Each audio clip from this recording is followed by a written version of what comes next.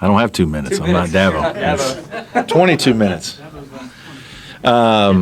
Certainly really excited about the start of our season. Very pleased with the way our guys have been working and practicing. Certainly a setback as well a little bit this week with Shelton. I feel bad for him because I know how hard he's been working really all last season and had a great fall. But having said that, the surgery went well. He seems to be doing well. Hopefully there won't be any setbacks, and I don't have an exact timetable or anything like that, but I was initially told probably 2 to 4 weeks, and so we'll just see how he's doing, but seems to be off to a very good start, so that's good news along that front. Georgia's an outstanding team. Mark Fox is probably one of the more underrated coaches in our business. I think he does a really good job with this team. They're really well organized, run some really good offensive schemes, tough defensive team that'll mix in a little bit of zone with his man. Certainly anytime you have an inside-outside punch like J.J. Frazier and Mayton, you've got something. I think they both averaged close to 17 points a game last year, and that kind of inside-outside punch is hard to deal with. Very good rebounding team, blending in some new players, but really they have very good depth. They have some guys that kind of waited their turn last year and will get some more time at the wings. And then they have 4 post players they can play, so they can wear you down physically with their size, physicality, because they are a physical team. And, this is a team that, you very well could see in the NCAA tournament. So very good opening game for us, great challenge for our guys. Certainly just really, again, want to emphasize how excited I am and pleased to be opening Little John. It's a, fantastic building. I think our fans are really going to enjoy the new experience.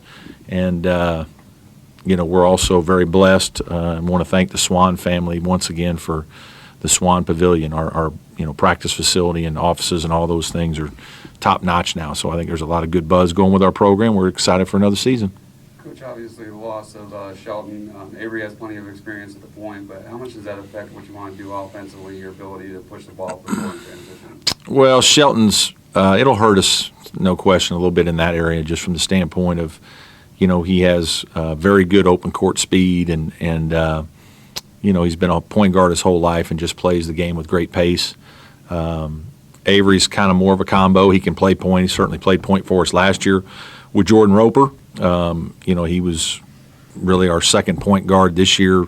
He probably would have started with Shelton, had Shelton been healthy. But so Avery's comfortable with how we do things and should be comfortable running our stuff and, knows how we do things, so we should be okay there. It just hurts us with depth in the backcourt. I think that's, that is a strength of ours. But we don't have another guy kind of like Shelton. He's a different kind of player. So we're going to have to make some adjustments. Other guys are going to get more minutes, and you might see a guy like Scott Spencer now, and certainly all the other guys that we have are going to play in the backcourt. Is there a general timetable on Hudson? You know what? I don't really want to go there. I don't know what it'll be. There's some things he needs to do for us, to work his way back, and he's in the process of doing that, and it could be 2 or 3 games. It could be 4 or 5 games. I don't know. We'll just have to wait and see. Do you anticipate Reed or Gabe both stepping in that starting role? Yeah, one of those 2 guys. They're both. It really won't. I don't think it'll affect minutes at all. They're both going to get plenty of minutes. They both probably would have gotten a lot of minutes, even with Shelton in the lineup. We planned on. We had 5 guys that we felt like we could easily play in those 3 positions. Dante will have to move around some and play some 4. When JB takes a break, when we need to give him a break. So, it was good to have that kind of experience in the backcourt, to have more guys that can kind of rotate around positions. I'm not 100% sure who I'm going to start yet, whether it's Gabe or Marquise. It'll be one of the 2, but they'll both be out there 25 minutes, I would say, at least. Who will back up Avery when he needs a break? You know what? We'll mix it a little bit. I mean, Marquise can do that. Gabe can even do it a little bit. We do have good ball handling perimeter team, so we do have a lot of guys that can dribble and pass, handle the ball. Dante's an outstanding passing guy at a wing spot. And some of the things we're doing, you don't have to have a pure point guard all the time. Certainly, it can help you in transition and creating easy baskets to have a little more speed, and that's what Shelton could do. But in a half-court offensive scheme, you can move some guys around and have somebody entering the ball or whatever, and it's not as big a deal. With as thin as you are in the front court until Elijah can play, how important is it going to be for City to be able to stay out of foul trouble? Yeah, it is going to be an issue. We need him to be out there. He's an experienced player. I'm really proud of him. He's one of those guys that, our fans really need to get behind because he's a guy who's been very patient at Clemson. Didn't play a lot as a freshman, a little more as a sophomore. Played a good bit last year and was, because of some of Landry's foul trouble, got to play a lot.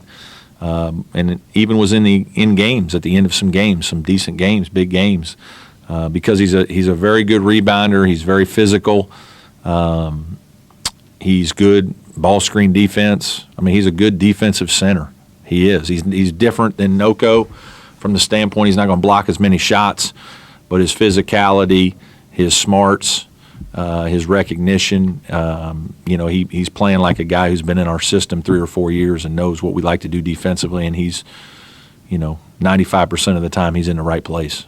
So he's a very valuable piece to this team, City Jete, and I'm glad that he's here, and obviously I'm really excited for him to get a chance to start as a senior. Your overall thoughts on the recruiting class? Really like it. I think it's a class with a lot of things, versatile players. I think you have almost every guy can play 2 positions if we need them to. I think some guys we've been recruiting for, well over a year. I think it speaks to where we are in the recruiting process. It's been a little different for us because a couple years ago we kind of decided that we were going to try to really hold some scholarships and look for some transfers because we felt like we needed to add some older players and some depth. And, it worked out well, and we kind of don't get credit for our recruiting sometimes when you take transfers. So when we picked up Marquise Reed and Shelton Mitchell on transfers, those are 2 high-level players, but because they're transfers, you're not seen as like recruiting those guys. I mean, they didn't just magically pick Clemson. We've put together a couple of really good classes in a row in some ways with those guys included.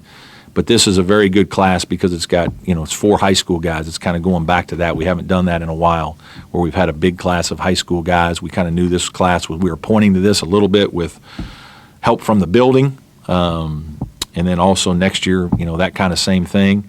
And, Malik and Amir are both front court guys that are pretty skilled for their size. Malik needs to add some weight, but he's 6'8", long arms, can pass, make a shot, has very good skills. Amir is a stronger, physical, tough guy that's got some presence that we're going to need, that, again, has more perimeter skills than people realize. He can make a shot, can pass the ball. He's got, can make outlets and skip passes. And so they're good front court guys that can pass and catch and play. They're basketball players. And then, obviously, A.J. Oliver is a kid we've known for a long time. He and his family and Audra and A.O. and Adria, just great people. And, he's a guy that we saw early and knew that he would develop and really wanted to get him locked up before it got too late in the process, because if he got out there, he was going to get swallowed up by a lot of people in our league. And I thought we did a great job with AJ. He's a terrific kid. He can really shoot. He works on his game tirelessly. He's in the gym all the time. As he continues to grow and get bigger and stronger, he's going to have a bright future, because he's a basketball kind of guy. He's played in AAU, high levels of AAU. He's played overseas. He's done a lot of things, so we're excited about AJ. And then Clyde Trapp is kind of an interesting recruit in that we kind of a late bloomer that really changed positions and played more on the perimeter this AAU season and fall and caught the eye of some people. He wasn't a guy that was out on the main circuits. He's kind of a rarity. These guys don't exist as much anymore because there aren't many secrets, but fantastic athlete, 6'3", 6'4", long arms, can put his elbows on the rim. I mean, he's one of those guys in the mold of a KJ, JB athlete that, has some skills as a guard, can see some things, just hasn't played the position a long time and needs some development, both in strength and just maybe playing against higher level competition consistently, but is a guy that we believe in and thinks has a bright future. So it really is a good class, and that you have a lot of guys that can play a lot of positions, and guys that are talented, and it'll be interesting to see how much they get to play as young players. A lot of it will depend on their development, but really good class for us. This non-conference study program in Georgia, are you stressing maybe, or maybe even just kind of emphasizing the fact that you want to get these types of wins to just kind of help build that resume as a season goes along? Yeah, absolutely. We've had some years we haven't done as well in the beginning, and we've always tried to schedule, four or five, whatever it is, high major games. Mark and I are friends. We were able to get this series started. Thank him again for coming back and opening our building. Alabama, South Carolina, whoever, Nebraska's. We've played those kinds of teams and had, different levels of success. Certainly we'd like to build positive momentum here early on. I think there's a lot of good momentum with our team. But it is a long-distance race. I mean, we understand that. And, right now we're going to be without Shelton Mitchell, and Ty Hudson for a while. Pick up Elijah Thomas at some point in December. So we're a team that can improve, and I think that's critical as we can get better and we can add pieces to our puzzle. And, we certainly want to get off to a great start. We're expecting a big crowd and want to play well, but it's not going to be the end of the world either way. We've got to just hunker down, try to get better, play well and improve, and I think we can do that. This is a team, I think, that can go the distance. If we can get off to a good start, that would really help. I would think even once you get fully healthy, Jerron is going to be the focus of everybody. Are you anticipating him seeing a lot of jump defense? Yeah, I don't know. I think the one thing with our team this year and I've told a few folks, I don't know. Jerron may average 18, he may average 20, he may average 15, and I don't know that his play is going to be. If he comes back and only averages 15, it didn't mean he didn't improve as a player. I know he's improved in his ball handling and passing, and I think his decision-making keeps getting better every day.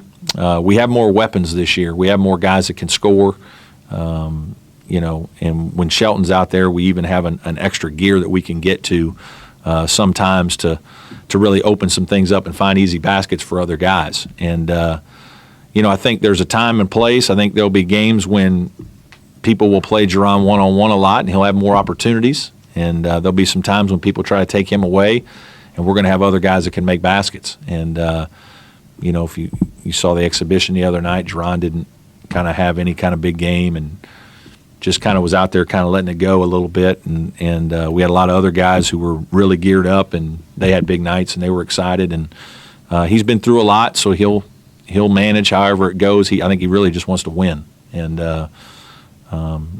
but I think he's a guy who continues to get better, and certainly is an extremely talented, hardworking guy. Do you expect to see more consistency from Dante than we've seen in the past couple of seasons? Well, I hope so.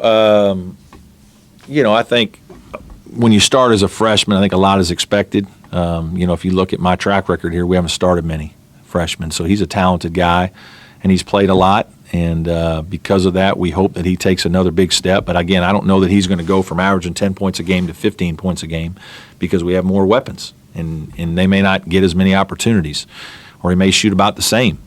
What I would like to see him is have a bigger impact, 10, 12 feet and in, rebounding the ball, affecting the game defensively.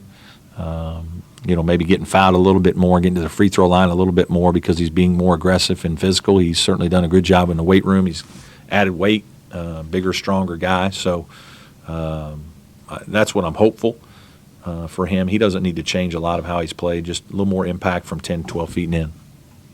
Talked a little bit a weeks ago about the defensive effort needing to improve this year. Yeah. Have you seen some improvement in the last couple of weeks, and how does Shelton's absence affect that? It hurts a little bit just with depth and being able to to play hard on the perimeter consistently for long periods of time. I think our defense has been pretty good the first month or so. I think perimeter-wise, it's been better than last year. Some of it's just we have bigger players. We're still a little thin inside, and I think that's going to be a challenge against Georgia, a big, strong team, rebounding the ball and protecting the paint. We haven't really played anybody like that in a scrimmage or in an exhibition yet, so that's a key in this game. But I think our mindset is good. I think our guys their mindset to defend and compete that way has been good. So, losing Shelton hurts a little bit just to having an extra live body that you can kind of hound people with out on the perimeter that haven't been able to do quite as often as I would have liked, but I feel like we'll be able to do that when he gets back for sure. All right, thank you, Coach.